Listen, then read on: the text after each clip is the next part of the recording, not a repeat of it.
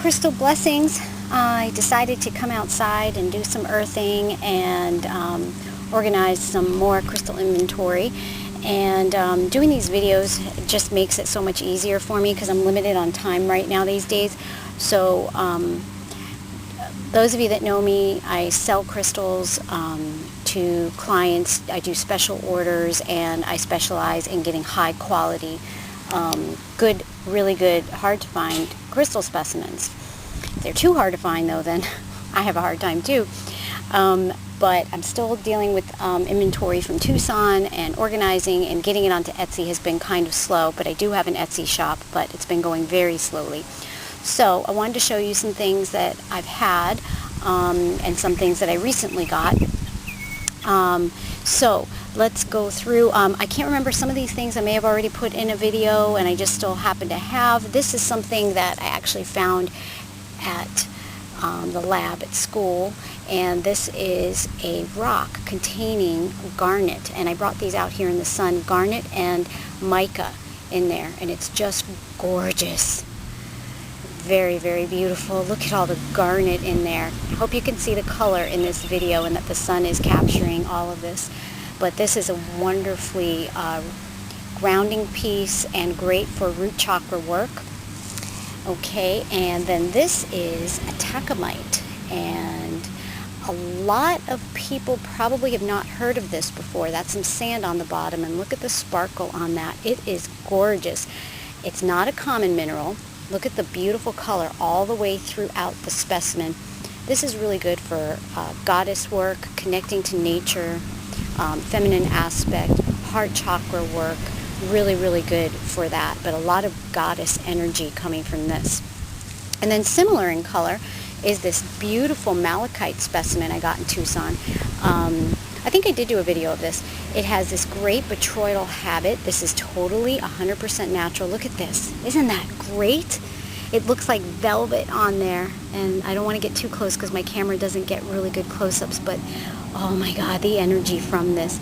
And this is great for drawing out pain, working with the heart chakra, bubbling up emotions to the surface. This is the underneath of the piece. The color and the quality of this specimen is just absolutely supreme. So this is what I like to call a super combo, because it combines two stones that work so well together, fluorite and muscovite. And muscovite is, see all these little shiny mica pieces in here? That's your muscovite. Is really good for mental stimulation and boosting ESP and concentration. And fluorite is one that's really, really good for concentration and decision making. It's good for if you're studying, you know, that kind of thing. So having these two grow together is amazing, and that they grew together. And this is just how it looked like from the outside of the mountain, so you probably wouldn't know anything pretty like this was going on underneath, but there's like these velvety pieces of purple fluorite inside there, and it's just so nice. Okay, then let's see. Okay, where do I want to go next? All right, Stillbite.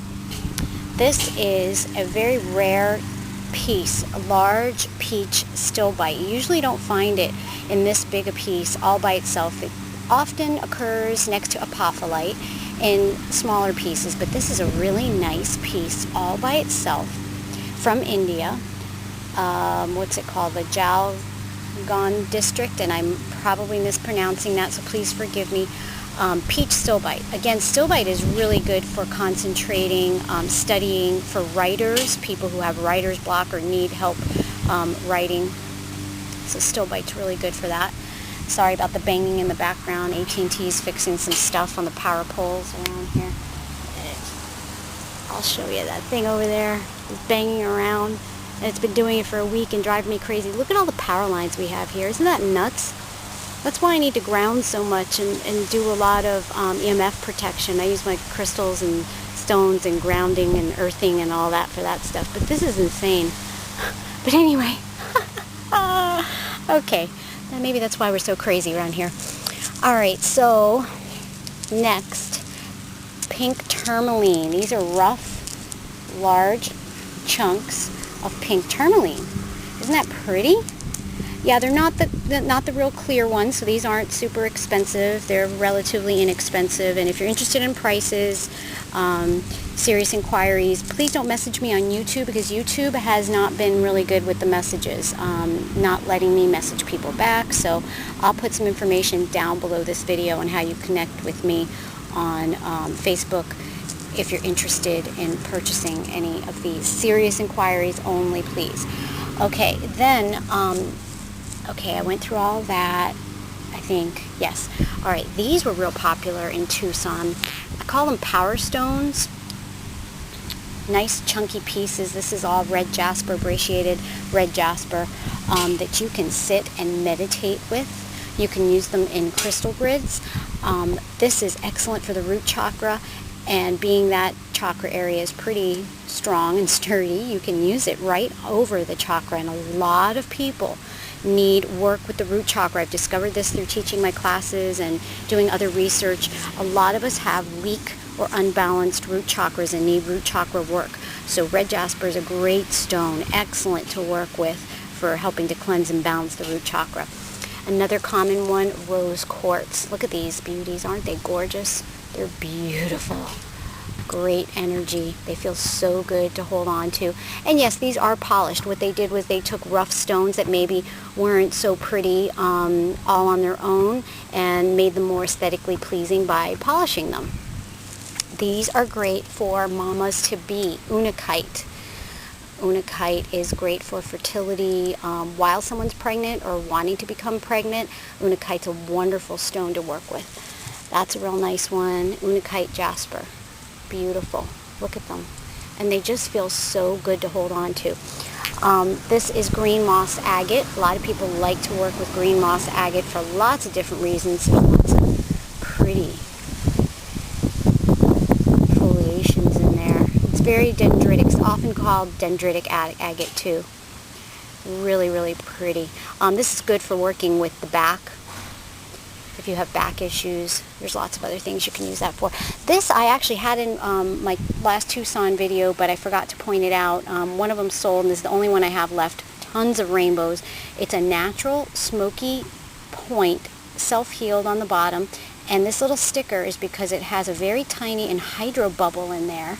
And if you don't know what those are, you might want to check out my video on anhydros.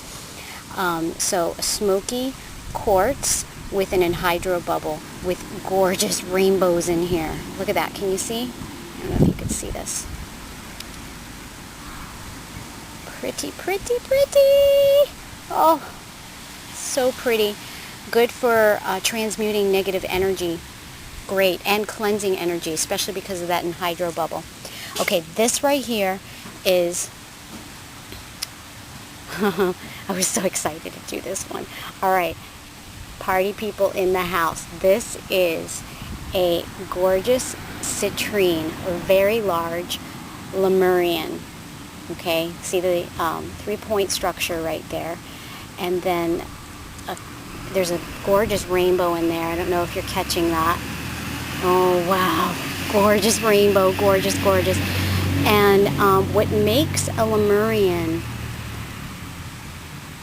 characteristic of a Lemurian is these striations on the side that are very defined.